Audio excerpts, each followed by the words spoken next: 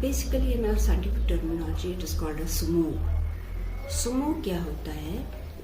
This is the odd combination of smoke plus fog plus sulfur dioxide. If it is sulfurous smoke, या photochemical smoke, that is because of oxides of nitrogen. वो मैं बाद में उस पर आऊँगी. पहले मैं बोलूँगी ये कि smoke कैसे हो जाता है. It is because of temperature inversion. Temperature inversion की वजह से स्मोक फॉर्मेशन टेक्स प्लेस. अभी टेम्परेचर इन्वर्शन क्या है? Condition in which with increase altitude the temperature increases against the normal decrease in temperature. होना चाहिए था नॉर्मल डिक्रीज टेम्परेचर में विद इंक्रीज इन अल्टीट्यूड, लेकिन होता क्या है? Temperature increases. इन कंडीशंस में क्या होता है? जो cold air close to the ground is trapped by a layer of warmer air. Thus, during this inversion, air becomes stagnant when winds are calm, and pollution becomes trapped close to the ground in the troposphere. And people are exposed to this pollution. And this inversion process gives rise to, often causes the formation of smoke. अब हम sulfurous smoke की बात करेंगे तो it is because of the smoke plus fog plus sulfur dioxide, which is emitted out by various sources. Sulfur dioxide is a pollutant.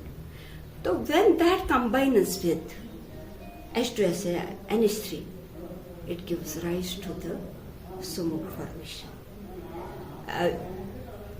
खास तौर से sulphides बनते हैं. Sulphides are detrimental to the human health. It is the main toxic in the smoke, sulfides. So this is detrimental to the human health. It damages the plantation. It creates the various corrosion problems. While अगर हम photochemical smoke की बात कर रहे हैं, it is because of the when oxides of nitrogen and gets exposed to UV rays, complex series of hydrocarbon reactions takes place, and this gives rise to, इससे बनता है ये photochemical smoke. उसके components क्या है? इसके components है ozone, aldehydes, nitric acid, and various poisonous substances, compounds. तो जो again which pose the hazard to the human health as well. अब ये ओजोन की बात मैंने की है. अब if it is in the troposphere, होता क्या है? जो पहले होता है ट्रोपोस्फीयर, फिर होता है स्ट्रेटोस्फीयर. ठीक है, जो अर्थ से आगे कितने माइलेज पे, ट्रोपोस्फीयर, फिर स्ट्रेटोस्फीयर, फिर मेसोस्फीयर, फिर थर्मोस्फीयर. इस ट्रोपोस्फीयर में ये ओजोन अगर हो यानी कि ग्राउंड लेवल पे, तो it poses the threat to the human health, hazard to the human health. अगर ये स्ट्रेटोस्फीयर में है, तो उसमें क्या होता है? ये शील्ड करता है यूवी रेज को, ये हम तक आने नहीं देता है. It shields us, it protects us UV rays from coming to the earth. मैं पहले बता दूं कि ये जो है गवर्नमेंट की तरफ से responsibilities have been fixed to various departments, be it municipal corporation है या ट्रांसपोर्ट डिपार्टमेंट है या डिपार्टमेंट ऑफ कंज्यूमर अफेयर्स है या खासतौर है pollution control board and traffic police department या म्यूनिसिपल कॉरपोरेशन. तो इनको आयद की गई है जिम्मेदारियां जो उस पर काम कर रहे हैं to control this pollution level in general. तो जो अब ये है कि अब ये गैसेस जो आ रहे हैं फ्रॉम वेरियस सोर्सेस, कैसे कैसे मैं उस पर फिर ये फोकस करना चाह रही हूँ कि that is emitted other by the vehicle pollution, या तो open burning of biomass, plastic waste, horticulture waste या म्यूनिसिपल सॉलिड वेस्ट या फॉसिल फ्यूल बर्निंग से आ जाते हैं. They are emitted, these poisonous gases are emitted out into the atmosphere, be it like carbon monoxide या carbon dioxide है, methane है, sulphur dioxide है, ऑक्साइड्स ऑफ नाइट्रोजन है, पॉलीसाइक्लिक एरोमेटिक हाइड्रोकार्बन्स है या अदर गैसेस. तो ये गैसेस की वजह से काफी नुकसानात होते हैं. तो खासतौर से जो आपने मुझे रिलेवेंट सवाल पूछा स्मोक फॉर्मेशन, तो आप इनके तदाबीर क्या है? खास तौर से मैं एक पैगाम देना चाहती हूँ, apart from these departments which have been fixed responsibility as per central pollution control board revised action plan, जिसमें आयद किए गए हैं जिम्मेदारी इनको काम करने के लिए, उनको to bring them to the desired level.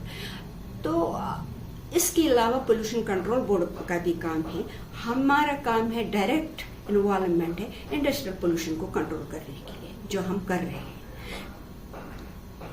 These industries, heavily polluting industries, they have been made compliant to achieve the norms as envisaged under the guidelines issued by central pollution control board, जो इसमें fixed standard से उनको achieve करे, वो हमारा board कर रहा है। इनको रेगुलर मॉनिटरिंग हो रही है, तो उनको डिवाइसेस लगवाए जाते हैं, उनको ये देखा जाता है कि इमिशन नॉर्म्स वो आया अचीव कर रहे हैं या नहीं कर रहे हैं, ठीक है।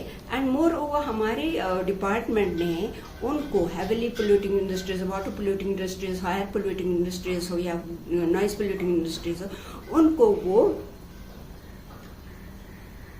एक तो ये कर रहे हैं, एक तो एपीसीडीज या पीसीडीज लगवा रहे हैं, दूसरा क्या कर रहे हैं, ऑनलाइन मॉनिटरिंग सिस्टम हमने लगवाए हैं सीमेंट प्लांट्स ऑनलाइन, जिसमें रियल टाइम डेटा डिस्प्ले हो रहा है कि आया whether that is under control, उनका इमिशन नॉर्म्स या बियॉन्ड कंट्रोल। अगर बियॉन्ड कंट्रोल है तो एक्शन उनको हो जाती है, ली जाती है उनको action. And more over I would say जो कुछ हैविली लोडेड मतलब यूनिट्स थे, उनको क्लोजर ऑर्डर्स इशू किए गए, लाइक उनको शिफ्ट किया गया है, like stone crushing units, brick kilns, उनको शिफ्ट किया गया to other place and they have been made compliant कि वो मिटिगेटिंग मेजर्स अडॉप्ट करें, और ब्रिकलनेस को जिगजैग टेक्नोलॉजी लगवाई गई है हमारे बोर्ड ने, जिससे काफी पोल्यूशन अंडर